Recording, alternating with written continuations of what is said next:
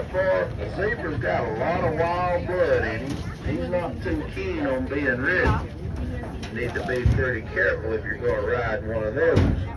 We had a zebra here that you could ride or drive to a wagon. It done a pretty good job, and we had a lot of fun with him. Look at all the ones that missed.